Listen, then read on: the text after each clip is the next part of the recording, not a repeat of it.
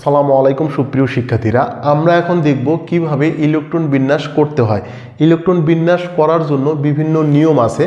আমি তোমাদের সঙ্গে যে নিয়মটা শেয়ার করতে যাচ্ছি, এই নিয়মটা আমার কাছে মনে হয়েছে সবচেয়ে সহজ এবং সরল।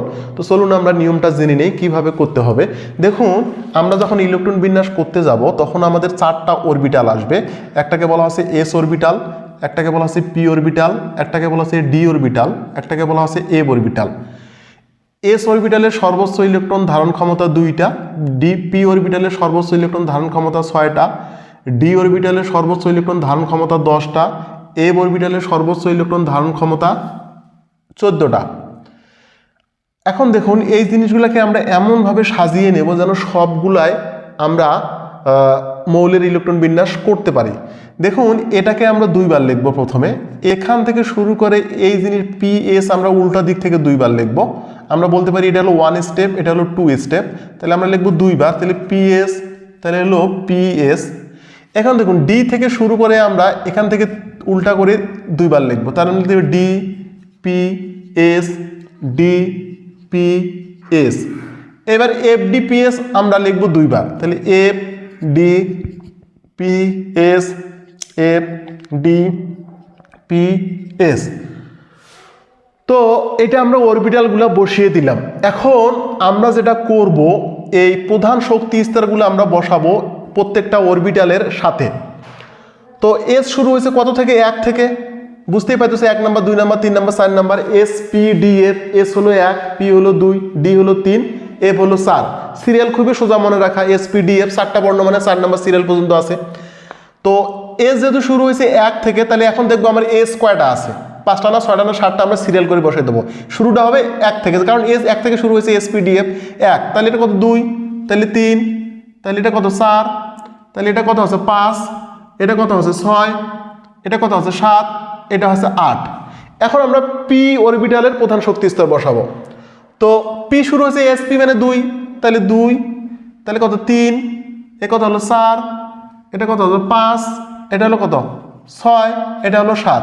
এখন আমরা ডি অরবিটালের প্রধান শক্তি স্তর, just easy, S P D F. D তো 3 নাম্বার, তাহলে ডি 3 নাম্বার থেকে শুরু করি, তাহলে কত 3, এরপরে কত হবে 4, তারপরে কত হবে 5, তারপরে 6। এফ শুরু হয়েছে কয় থেকে? 4 number, S P D F 4 number serial, তাহলে 4 থেকে শুরু করে 4 5 6 দিয়ে, তাহলে এফ কয়টা আছে?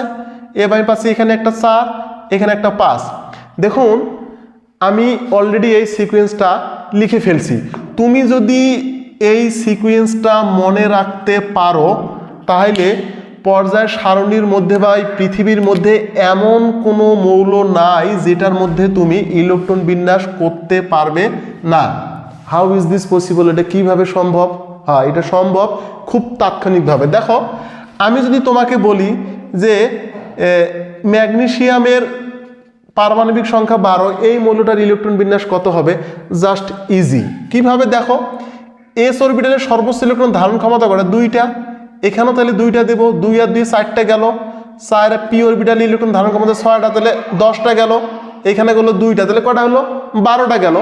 তাহলে এটা আমরা অলরেডি পেয়ে গেলাম হলো 12টা ইলেকট্রন। দেখুন, এইখান থেকে শুরু করে এটা কিন্তু অলরেডি ম্যাগনেসিয়ামের ইলেকট্রন বিন্যাস হয়ে গেল। এখন যদি আমাকে বলে যে ফসফরাসের ইলেকট্রন বিন্যাস করো তো 15, তাহলে আমি 15টা ইলেকট্রন বসাই দিয়ে যাব। কিভাবে? দেখুন, এই পর্যন্ত কিন্তু আমি গেলাম হলো 12টা, তাহলে এখানে যদি আমি 3টা দেই, তাহলে এই পর্যন্ত শুরু করে আমার ফসফরাসের ইলেকট্রন বিন্যাস হয়ে গেল 1s2 2s2 2p6 3s2 3p3। Already আমাদের এটা ফসফরাসের ইলেকট্রন বিন্যাস হয়ে গেল। এখন যদি কেউ বলে যে ক্যালসিয়ামের ইলেকট্রন বিন্যাস কত হবে, পারমাণবিক সংখ্যা 20, তা তুমি গুনে যাও 20 পর্যন্ত কোথায় যাচ্ছে। তাহলে এই পর্যন্ত কত গেছি আমি? 12টা, তাহলে 12 আর 6 কয়টা গেল? 18টা, 18 আর 2 কত দিলাম? 20টা হয়ে গেল। এখন যদি কেউ বলে যে জিঙ্কের ইলেকট্রন বিন্যাস করে দেখো কত পর্যন্ত হয়, তো জিঙ্কের মান হলো কত? 30, তাহলে এই পর্যন্ত তুমি কয়টা গেছো? 20টা। এখানে তুমি 10টা বসাই দাও। এই থেকে শুরু করে এই অংশটুকুর এই দিকে আমাদের হলো জিঙ্কের ইলেকট্রন বিন্যাস কমপ্লিট। এখন কেউ যদি বলে যে ব্রোমিনের ইলেকট্রন বিন্যাস কত, তা ব্রোমিনের পারমাণবিক সংখ্যা 35, তাহলে এটা কিভাবে করব? Just this is very simple. এই পর্যন্ত তুমি 30 চলেই গেছো, তা 30-এর পরে তো 6 দিলে কত হবে? 36, কারণ পি অরবিটালের সর্বোচ্চ ধারণ ক্ষমতা 36, কিন্তু তোমার তো যাইতে হবে 35 পর্যন্ত, তো একটা কমাই দাও, তাহলে হয়ে গেল 35।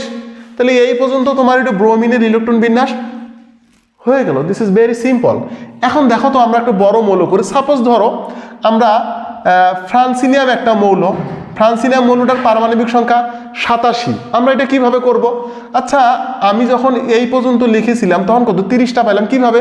2 আর 2 4, 6 4 10, 10 দিয়ে 12, 12 6 18, 18 দিয়ে 20, 20 আর 10 30, 30 আর 6 36, 36 দিয়ে 38, 38 আর 10 48, 48 আর 6 54, 54 দিয়ে কত হলো 56, 56 আর 14 কত হলো 70, 70 আর 10 কত হলো 80, 80 আর 6 হলো 86। এই যে 7s1 এই পর্যন্ত থেকে শুরু করে এই পর্যন্ত এই অংশটুকু, এইটা হচ্ছে আমার হলো ফ্রান্সিনিয়ামের ফ্রান্সিনিয়ামের কি, এটা হলো ফ্রান্সিনিয়ামের ইলেকট্রন বিন্যাস। তো এই নিয়মে যতগুলা পদার্থ আছে এখানে আমাদের 1 থেকে শুরু করে 118 পর্যন্ত সবগুলাই হবে। তবে কিছু মৌল একটু ব্যতিক্রম আছে, ব্যতিক্রমটা আমি এখানে শেখাই দিচ্ছি কোনটা ব্যতিক্রম আছে। আমরা যখন ক্রোমিয়াম এর পারমাণবিক সংখ্যা 24, কপারের পারমাণবিক সংখ্যা 29, এই ধরনের মৌলগুলার আমরা ইলেকট্রন বিন্যাস করতে যাব, তখন কিন্তু আমরা একটা নতুন নিয়ম শিখব। এই নিয়মটা এইখান থেকে আমাদেরকে জানতে হবে। আমি একটু বোঝার সুবিধার্থে এগুলাকে আরেকবার মিশিয়ে দিয়ে নতুন করে লিখতে আসি যেন জিনিসটা বোঝা যায়। দেখো, আমরা প্রথমে লিখছিলাম এসএস, তারপর লিখছিলাম পিএস, তারপর লিখছিলাম পিএস, তারপরে ডিপিএস, আবার লিখছিলাম হলো ডিপিএস। এইটা আমরা এই পর্যন্তই লিখে রাখি, অথবা এফ ডিপিএস, এফ ডিপিএস, এটা আমরা লিখছিলাম। তো ক্রোমিয়াম আমরা যখন করব তখন ক্রোমিয়ামের পারমাণবিক সংখ্যা 24, তাহলে আমরা বসে দিই তাহলে S2, তাহলে P6, S2, তাহলে কয়টা খেলাম 2 আর 2 4, 6 4 10, 10 2 12, 12 6 18, 18 আর এখানে দিলাম 2 20, তাহলে আর লাগেছে কয়টা 4টা। এইখানে দেখো খেলাটা জমবে। আমি প্রধান শক্তি স্তরগুলো বসে দিই 1 2 3, এটা হলো 4, এটা কত আছে 2 3, আর কোথায় আছে আর ডি যেহেতু আছে তাহলে মনে করুন এটা হলো 3 যাচ্ছে। তো এটা আমরা বুঝলাম। এখন এই পর্যন্ত আমাদের এইটা হলো কিসের ইলেকট্রন বিন্যাস হয়েছে, এটা আমাদের ক্রোমিয়ামের ইলেকট্রন বিন্যাস হয়েছে। এখন দেখো এখানে যে নিয়মটার মাধ্যমে আমরা ইলেকট্রন বিন্যাসটা করলাম এটা কিন্তু রং হয়েছে, বিশেষ করে এই ক্ষেত্রে। কিভাবে দেখো, বলা হচ্ছে যদি এস অরবিটাল থেকে একটা ইলেকট্রন নিয়ে এসে ডি অরবিটালে D5 অথবা D10 করা যায় তাহলে আমাকে করে দিতে হবে, কারণ D5 এবং D10 অরবিটাল বেশি সুস্থিত আয়ন, শক্তিশালী বা স্থিতিশীল বেশি থাকে। এই জন্য তখন আমি যেটা করব সেটা হচ্ছে এখানে হলো 4s1 3d5, এইটা হবে আমাদের হলো এই মৌলটার ইলেকট্রন বিন্যাস। একটু আমি এখানে ক্লিয়ার করে দেই কিভাবে হলো জিনিসটা, একটু সুন্দর করে দেই। এটা হবে আমার তখন হবে 4s1, এখানে হবে 3d5, কারণ এখান থেকে একটা ইলেকট্রন এখানে নিয়ে এসে 5টা করা যায়, যদি যায় তাহলে সেটা করে দিতে হবে।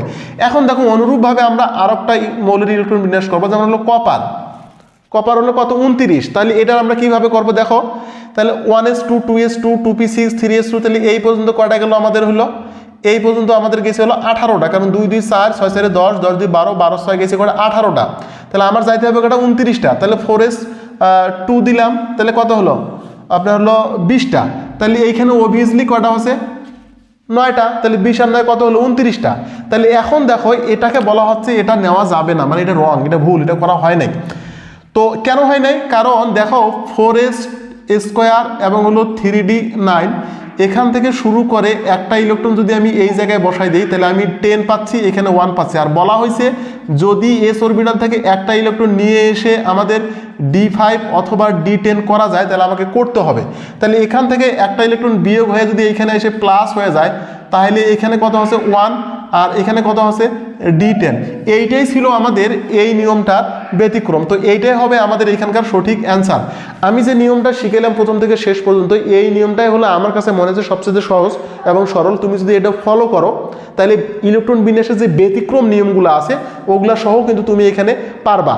তো আমার এই ভিডিওটা দেখে তুমি যদি সামান্য পরিমাণও উপকৃত হও তাহলে আমার চ্যানেলটাকে সাবস্ক্রাইব করো এবং আমার পাশেই থাকো, পরবর্তী যেন ভিডিও চাইলে তোমার কাছে সবচেয়ে আগে যায়। ধন্যবাদ, সবাই ভালো থাকবেন, আল্লাহ হাফেজ।